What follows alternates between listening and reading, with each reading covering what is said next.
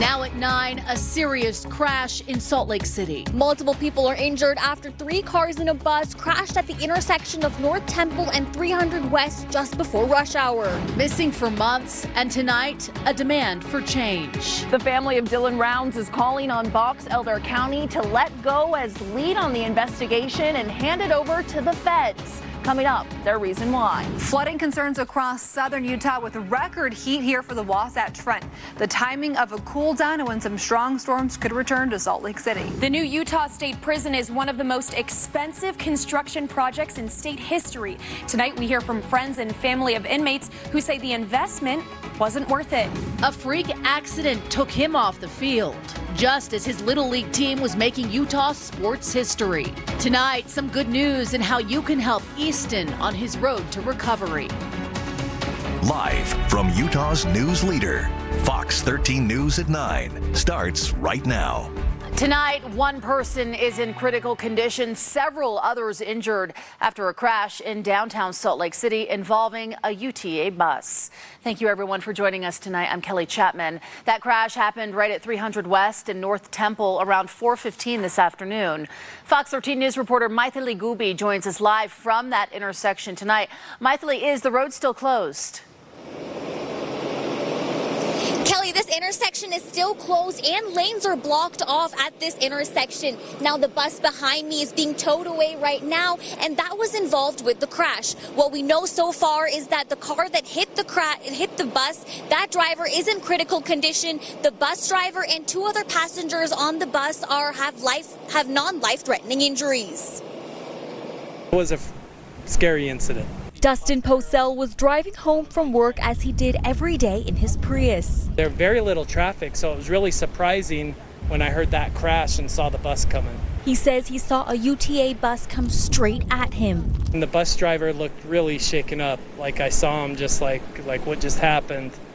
You know, you lock eyes with somebody and those kind of, and I just saw him like as soon as he hit the car and everything what happened. I would describe this as a chaotic scene. It's not every day that we have a UTA bus involved with a crash with 3 other vehicles. Salt Lake City police say a car driving south on 300 West hit the bus, and 2 other cars were stopped at a red light. We believe that the driver of that car may have had a medical episode just prior to the crash, and that car crashed into the bus. That then caused a chain reaction. I just kept thinking, oh no, my car. Yeah, that's what's going through my mind. And then I realized, then I saw the original car, how bad it was, and it's like, wow, that guy, I hope he's okay. Posel says many people came up to help and multiple agencies responded, including Utah Transit Authority, Salt Lake City Police, Salt Lake City Fire, and Gold Cross. What we're now trying to figure out is how this all happened and the sequence of events. That's why we've asked our major crash team to come out. They're forensic experts in crashes. Now, if you do have a dash cam and you were in the area, or if you know anything else about what happened here, you're asked to call Salt Lake City Police Department. Live in Salt Lake City, I am Maithili Gubi, Fox 13 News, Utah.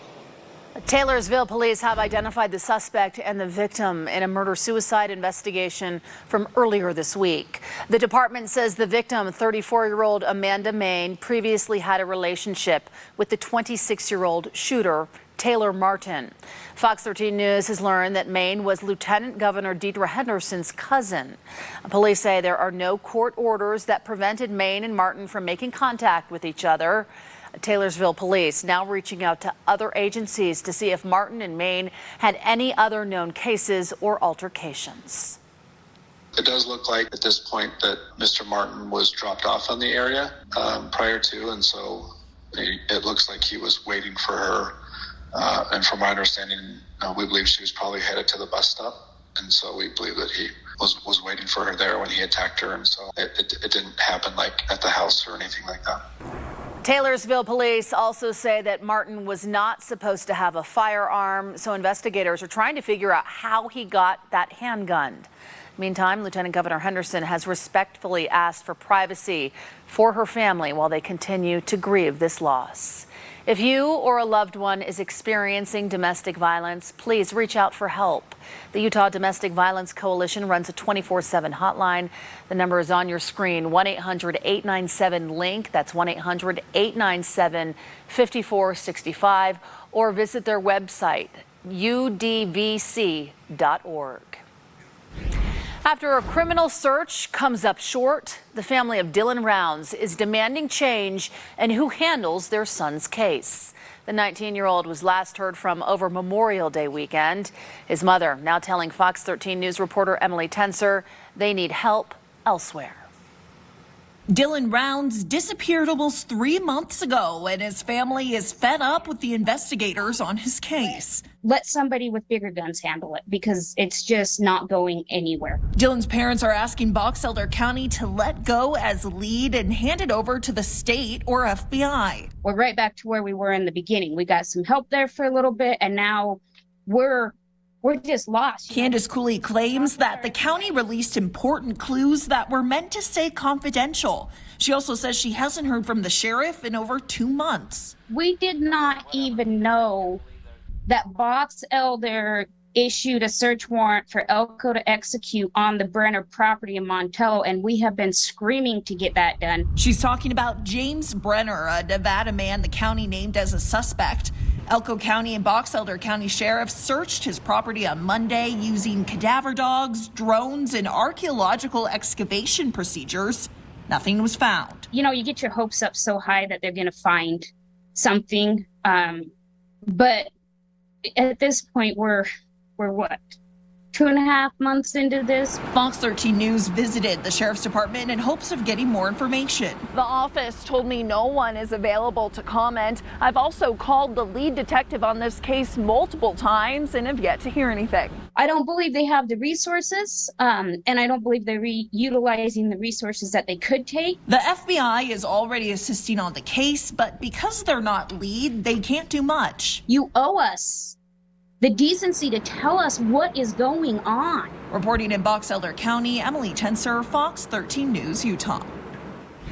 While we continue to see record-breaking heat in northern Utah, it is a different story in the southern part of the state. Take a look at this video from the Washington County Water Conservancy District here. They say the monsoonal weather has led to high water flows at the Quail Creek Diversion Dam. All that muddy water there. You know, it's kind of a shame, Allison, because we need the rain so bad. So I hate to complain when we see it, but this flooding really has been an issue. Yes, too much too quickly, especially on sensitive areas like burn scars and Slot Canyon. So right now what we're watching, still some rain for Enterprise. We had a severe thunderstorm warning there earlier in the day, but right now over towards Lake Powell, that's where we still have a flash flood warning. This is for Last Chance Creek into Lake Powell. This goes until 9:15, so we still have that flash flood warning. Beyond that, we will continue with a few showers into the overnight hours, mainly across southern Utah, and we're going to end up with quite a bit of cloud cover here across the state as we head into the overnight hours. So for Salt Lake City tonight, temperatures will be into the 70s at about 2 a.m. We'll keep you near 70 by the time that you wake up tomorrow morning. It'll be a comfortable start for you. And grab the umbrella tomorrow because we do have that chance for storms, especially into tomorrow afternoon. 60 to about 80 when you wake up early tomorrow morning. We're going to end up again with more thunderstorms. I'll let you know where coming up. An update now to a fire in Tooele County we first told you about last night. The Steptoe fire right off of Highway 36 near Stockton was caused by exhaust particles from a passing vehicle. Fire officials now urging everyone to do their part to reduce human-caused fires by properly maintaining their cars. Granite School District now responding to a news story last night regarding an incident between a staff member and student at Benyon Junior High last spring. So this is a junior high school.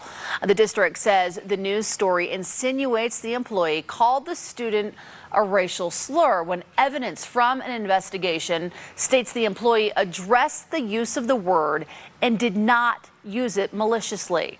They say using it in any context is unacceptable and inappropriate, and the employee was disciplined based on district policy. The district also addressed new statements made by both the family and Black Lives Matter representatives, which they say caught them off guard. It was insinuated from another media partner that somehow we had made some statement that racism was over in Granite School District or in schools, and that's not accurate. We have an ongoing desire and commitment to work with these community organizations to ensure the safety of all of our students. That didn't end by virtue of the fact that this investigation completed. The district says their discipline policy resulted in suspension without pay and also a transfer of locations in this case. New at 9, an Arizona judge overseeing a high-profile lawsuit against the Church of Jesus Christ of Latter-day Saints has ruled the church may not refuse to answer questions or turn over documents under the state's clergy penitent privilege. This follows an Associated Press investigation surrounding the church's abuse hotline and whether some of those reports made it to police. Governor Spencer Cox saying he is interested in legislation that would mandate clergy report disclosures of abuse. We're deeply concerned about abuse wherever it occurs, and I think we all have a duty to speak out and to protect our children, our most vulnerable. And if this is something that would help that, then we should all be supportive of it. Republican and Democratic lawmakers in the Utah legislature are planning bills to mandate clergy report abuse disclosures. The governor cautioned he needs to see a bill first, but he's supportive of the concept. Multiple LDS churches in Sandy are defaced by vandals. What detectives have learned as they track down who's behind the damage. A more than $1 billion project promised a bright new future for Utah's inmates. I'll tell you why family and friends say the new state prison is worse than the old one. I gave him a hug. I could feel he was shaking like I could not believe it. It's a reunion a decade in the making. How an uncle and nephew halfway across the globe finally came together once again. And the show of support for the Utah boy badly hurt right before the Little League World Series continues to grow. It's a positively Utah story you don't want to miss.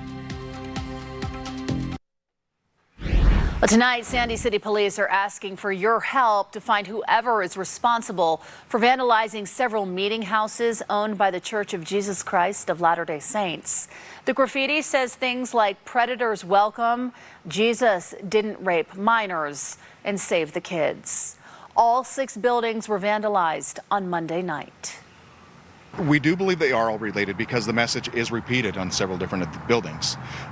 It might change just slightly with some of the other ones, but there are 2 very specific phrases that are repeated. They're not hateful, they're not threatening. It's a message of maybe someone's opinion. While this is not considered a hate crime, it's still against the law. Please call Sandy City Police if you can help. A little more than a year after Afghanistan fell to the Taliban, an uncle and his nephew are finally reunited right here in Utah.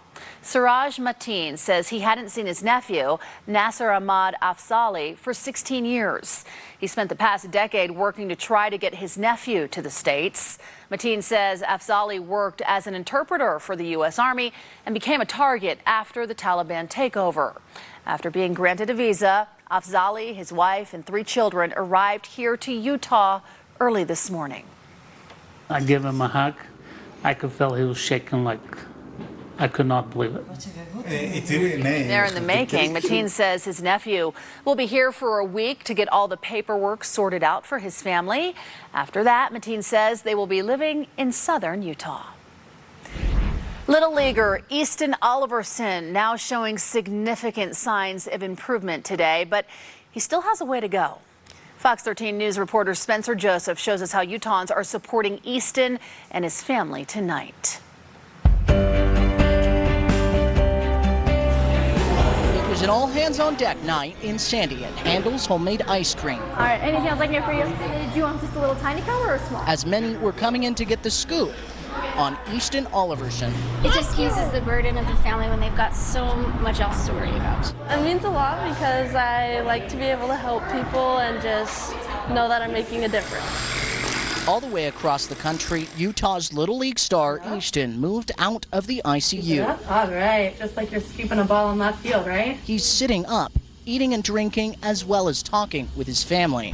I have 4 little kids and I can't imagine. As his condition improved, 20% of each scoop, topping, and cone was given back to his family. Good job, bud. And it's not just this location. Those across Utah came out. We always serve our ice cream with a smile. Enjoy, have a great night. It always makes somebody's day. Whenever I bring somebody up, I always ask if they've had a good day, and usually their answer is it's better with ice cream. Many came because they have little leaguers of their own. Any kind of sports are so good for kids just to learn. Others came just to support. Is that banana split for you? And as the night went on, more and more and more kept coming. Even the Sandy Fire Department paid a visit. We watched this go down on the news. I got kids that play baseball. We got guys on the crew that have played baseball. That's awesome, guys. Plus, we love handles, so what a great way to support. But the most enthusiastic Yeah, it's a really big bummer that you have to miss out on the Little League World Series. were these players who, like Easton, love the game. Like, we're hoping he recovers from his fall and that he can get back out there and play. Well, we certainly wanted to just support Easton. Obviously, the baseball community is really tight, really intimate. And while they might not be teammates per se, every Utah Little Leaguer is playing for Easton tonight. It's tough because baseball's a great sport. It's like America's pastime. And getting ice cream doesn't hurt. I got an Oreo. Orange dream shake. Spencer Joseph, Does it taste a little bit better knowing a little bit goes back to Easton? Yes. Fox 13 News, Definitely. Does. Totally. Utah. Easton, we are rooting for you. Now, temperatures today, we weren't rooting for this. Nobody wanted this. 100 degrees again here in Salt Lake City, making it another all-time record, or 24th time this year. Before this year, tied last year, 21 days was the most triple digits in any one year that we've ever had. So we've beat that record now the 3rd time this year. For the Wasatch Front tomorrow, mid-70s in the morning. It's going to be quite a bit cooler tomorrow. Temperatures in the low 80s for the evening drive with cloudy sky and potentially some thunderstorms during our Friday night lights tomorrow. Kids are having their football games on Friday nights, and we have the chance for some thunderstorms to move through for the Wasatch Front tomorrow afternoon. For southern Utah, Lake Powell, you had a flash flood warning for Last Chance Creek down into Lake Powell. That was just allowed to expire 5 minutes ago, but we still have a little bit of rain across southern Utah. Our heaviest rain right now is out towards Enterprise. We will continue with a few showers and thunderstorms into the overnight hours. For southern Utah and for northern Utah, we're going to continue with the cloudy conditions with a little bit of a breeze at times. For tomorrow, our storm threat here across the state does bring us to a chance for thunderstorms across all of Utah. Temperatures tomorrow morning around 65 to 75 when you wake up. 7 a.m. we're going to have that chance for a few areas of showers across the state. So if you're planning on going out for a walk in the morning, make sure you peer out your window first to see if there's any clouds on the horizon that look nice and gloomy. And then into tomorrow afternoon, we're going to see more storms developing. So first, 9 a.m. tomorrow, we will have a few thunderstorms across southern Utah.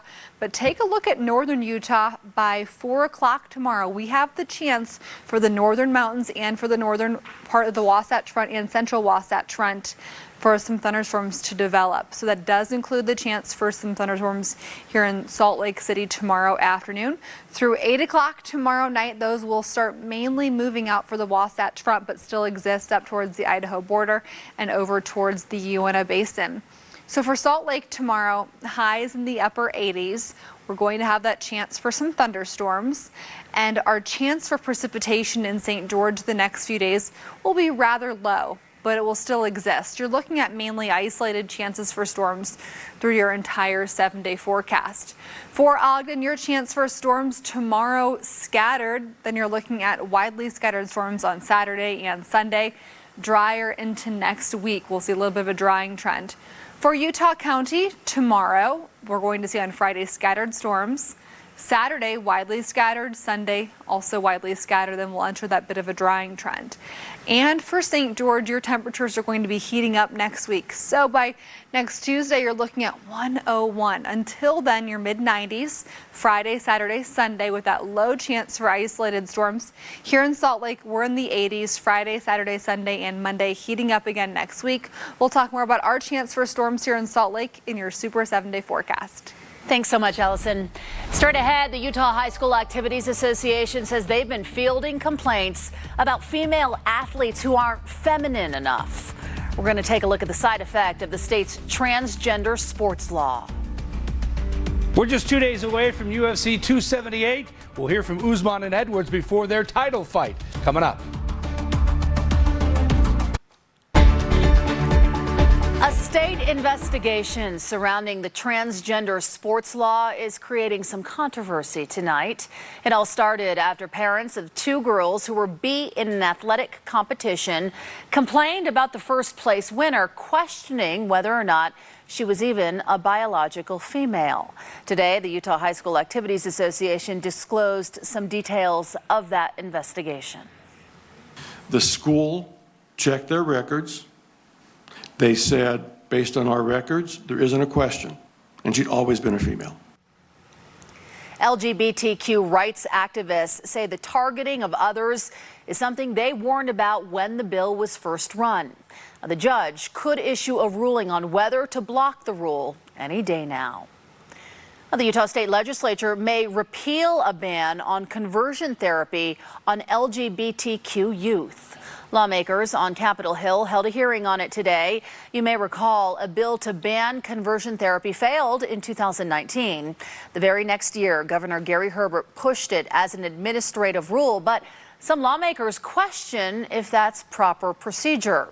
They say there's also conflicting court cases on whether it's free speech. I agree that DOPL is permitted to regulate professional conduct. Is this conduct or speech, in DOPL's opinion? This is one of the core questions that we're discussing with our attorneys. Where is the boundary with speech and conduct? Conversion therapy is a widely discredited practice that attempts to change someone's sexual orientation or gender identity. LGBTQ rights groups say they will fight any efforts to repeal the ban. Missing medications, mosquitoes, and meal sizes. Fox 13 News investigates concerns inside Utah's new state prison just a few weeks after the big move. Police are searching for the body of a 90-year-old woman. I don't know that we can put a real reason to why someone would do something like this. Why the family says they know what happened to her and who did it. The start of college football is just around the corner. Coming up, we'll hear from both Utah and BYU after today's practices.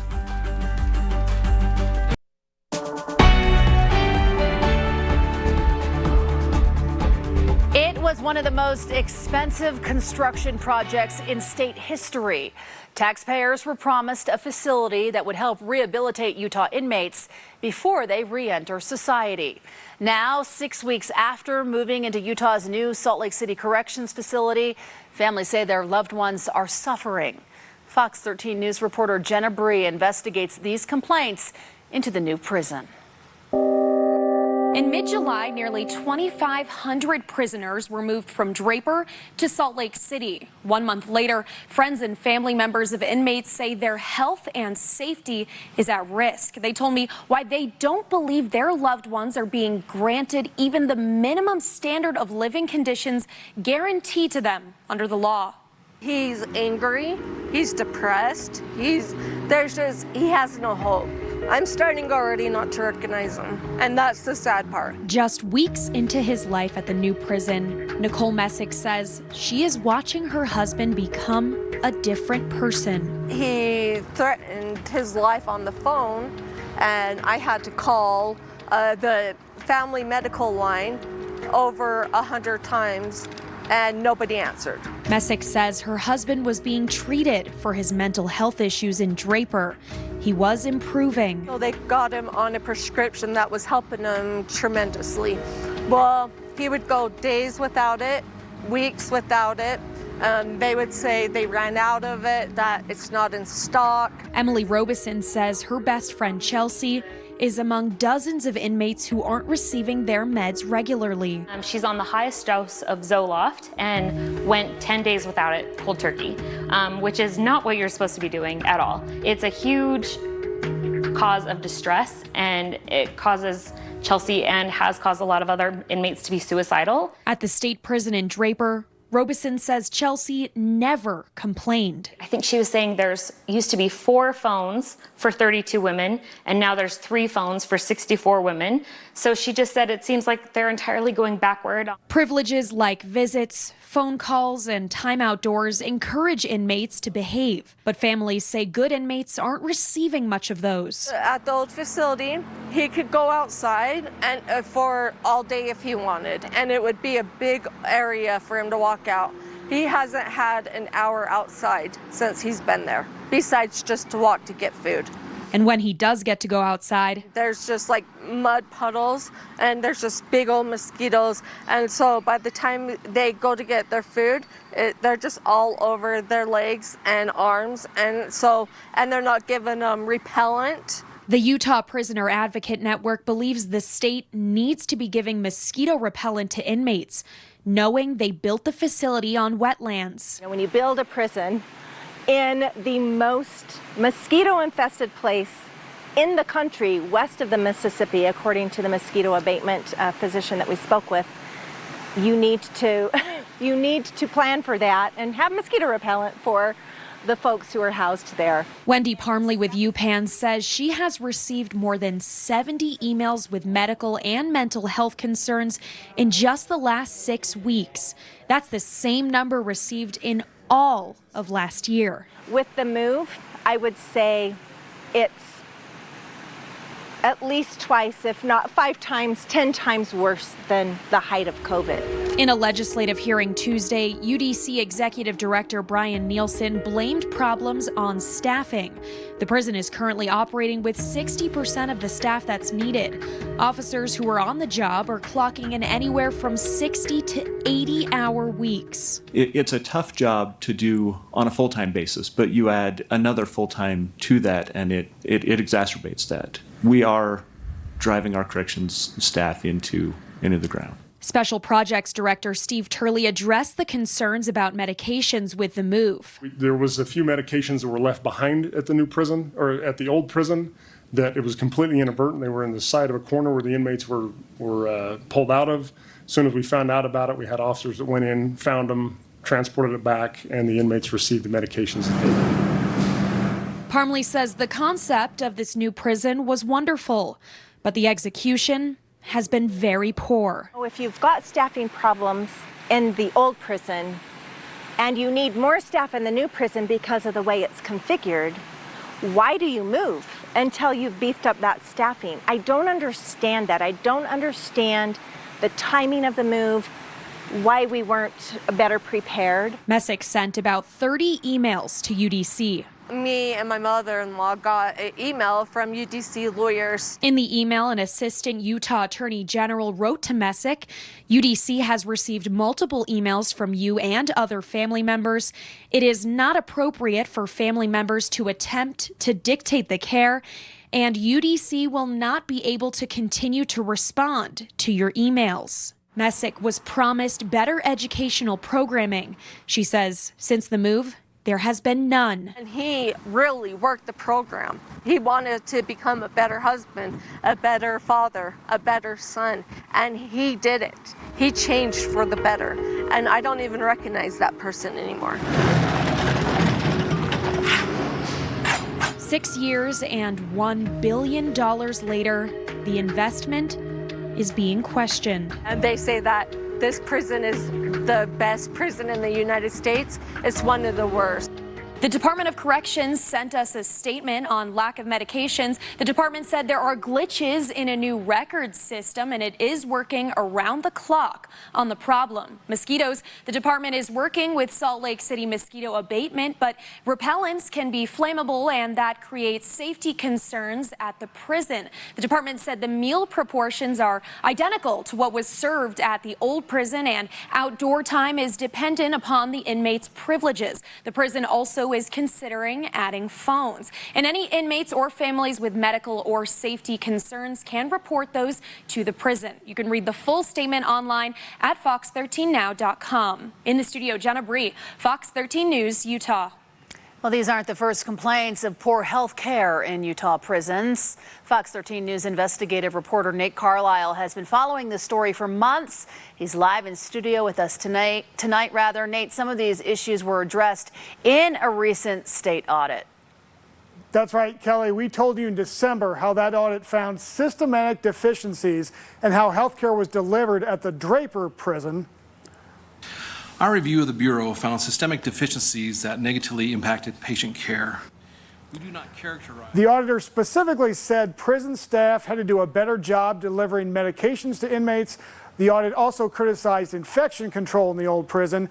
And all Utah has had 22 prison inmates die of COVID-19 and almost one positive case for all 6,500 prison inmates.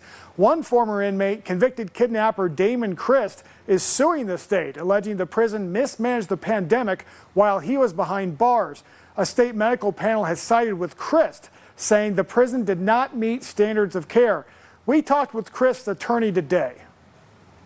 These people would be put into isolation. They wouldn't see a doctor. They wouldn't see a nurse. All that would happen is an EMT, so somebody with just kind of very basic medical training, first aid and such, would come through twice a day in kind of full quarantine gear and hand out medication. Who at Utah State Prisons has ever been held accountable for problems with healthcare? I don't think anybody has, honestly. And that's one of the problems. There's the economic issue to it too. I had a client, he's got bad circulation in his legs, and that ends up causing ulcers. Finally, they get him to the hospital, but it's too late. He had to have his foot amputated, while the prison had to put in all the medical care that goes into that, trying to find him a prosthetic. But because they didn't treat it, he had all those medical expenses. On its website, the Department of Corrections touts improved medical care as one benefit of the new prison. In the studio, Nate Carlisle, Fox 13 News, Utah. Thanks, Nate. Coming up, the search for this West Valley City family's missing grandma who was murdered last year. Why police are now asking for the public's help in finding her body. Plus, would you believe a new study shows that the Salt Lake housing market is turning a little toward being good for buyers? We'll explain why. Stick with us. Right now, West Valley City Police, they're asking for help in finding the body of a 90-year-old woman.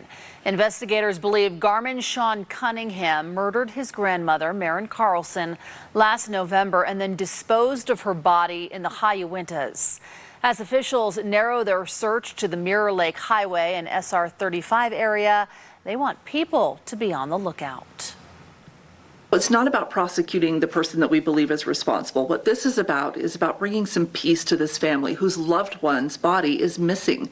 We want to bring some comfort to them knowing that their loved one's body has been recovered. West Valley City Police ask if you find anything in the mountains you think could be a piece of evidence, don't touch it.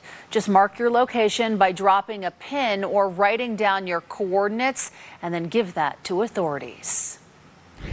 A new report from the RE/MAX Masters Company shows a shift in the housing market here on the Wasatch Front. Comparing July 2021 to July of this year, they saw a 210% increase in the number of homes on the market. That gives buyers a lot more options, and it also has led to fewer bidding wars on the first day or two a home is listed. Joshua Horner says the information doesn't mean it's a buyer's market, but it does give buyers more negotiating leverage and also more time to make such a big final decision. You know, it was in Q1 of this year, January, I think we were, this is on the Wasatch multiple listing service. There were about 2,500 to 3,000 homes available. That excludes Park City and St. George. The report also showed the average winning offer on a home was slightly under the asking price. Last year, it was slightly over. Still ahead, as kids head back to school, a local barber shop wants to bring the community together and foster a tradition of service. We're going to show you how. Coming up in sports, BYU expects big things from their corners, and Brant Keithley could be all over the field for Utah. And we get you ready for UFC 278 in Salt Lake City. We'll hear from the champ Kamaru Usman and the challenger Leon Edwards. Welcome back, everyone. Utah Valley University celebrating the opening of the Gary R. Herbert Institute for Public Policy. The institute will allow students to hear from political thought leaders and influencers on a regular basis. Take a look here. It's named after the Utah County native to honor him for almost 31 years of public service. I've had 30 years, 6 months, and 5 days as an elected official, county commissioner, lieutenant governor, and governor. And I think I've got something to share with the students that I've learned over the time. And I think we need to do more to prepare the rising generation to take over the leadership responsibilities of tomorrow. One of the first big names to speak at the new Herbert Institute will be former Vice President Mike Pence. He will speak at next month's Fall Forum. A barbershop in Layton is wanting to give back by helping out students heading back to the classroom. As part of Man Cave Barbershop's back to school event, they offered free haircuts as well as free book bags.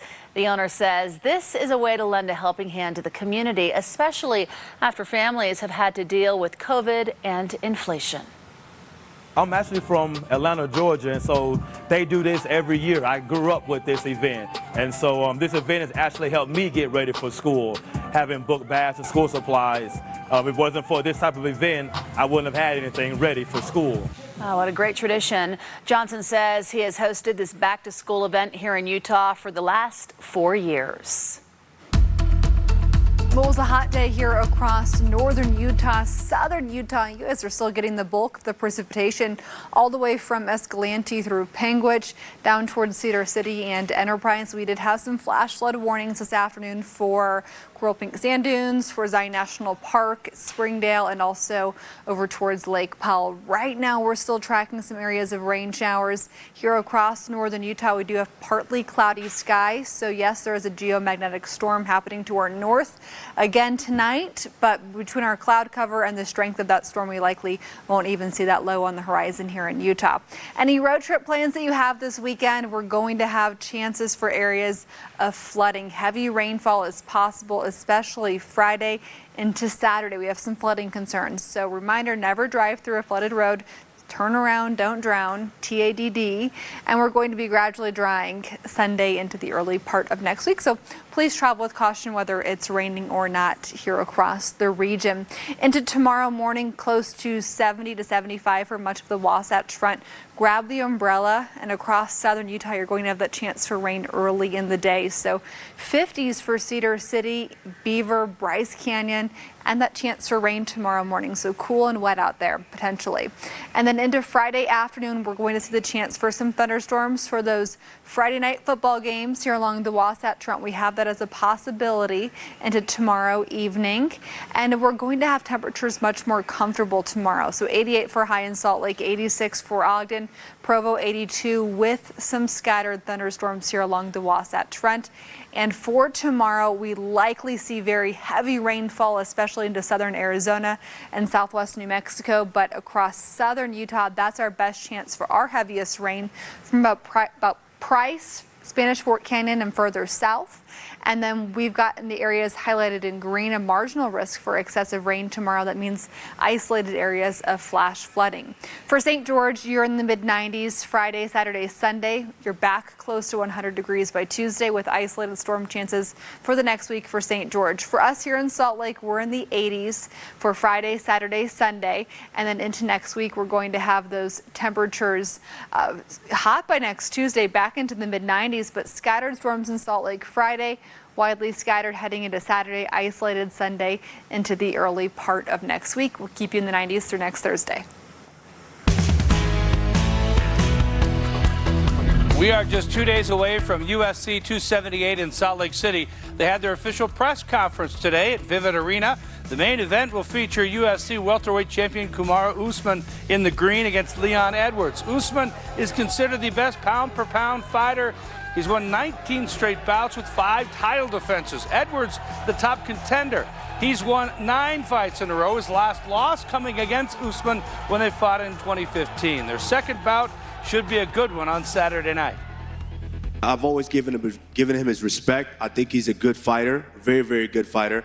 But, lately, it seems to be a little disrespect coming from his side. Maybe he's thirsty for wanting to be champion so much that he's got to get disrespectful. It's clearly getting to his head. He's just about now closing his T-shirt up and wearing a T-shirt and closing his top up, but it's all good, like I said. Listen, if you look like me, you would dress like this too. Bro, you look like Terry Crews, bro. The fame is definitely getting to your head, and I'm humbly asking Saturday night.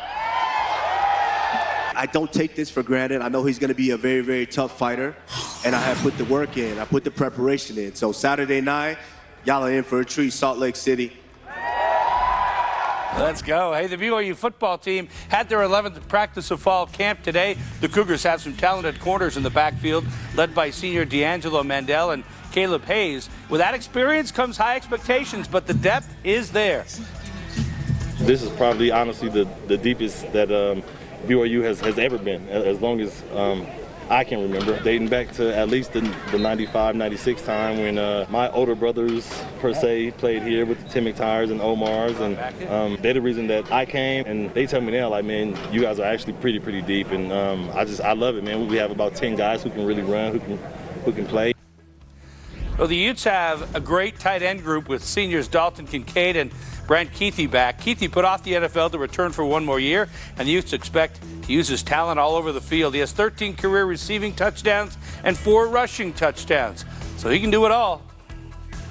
I think we're going to use him in even more hybrid role. I think he's going to be lining up all over the field, and we're going to just play to his strengths, which is, as somebody that when you get the ball in his hands, he's good with the yards after catch. He can also block. He can really, do it all. So we're just going to keep defenses guessing in terms of where we put him, how we line him up, how we get the ball in his hands. That USC fight should be pretty fun. Tomorrow they'll have the full weigh-ins where they get on the scales. Oh, yeah. I look at each other's faces again, and then the real fighting will happen on Saturday night. I'm have piqued curiosity about it. Are there still tickets available? I think there probably are, yeah. I'm not sure exactly how many, but it's going to be an outstanding event, full-on undercard, and then the main event. It will be an experience. Allison, what are you doing Saturday night? We'll be right back. Hope you can stick around a little bit longer. QuickCast is next.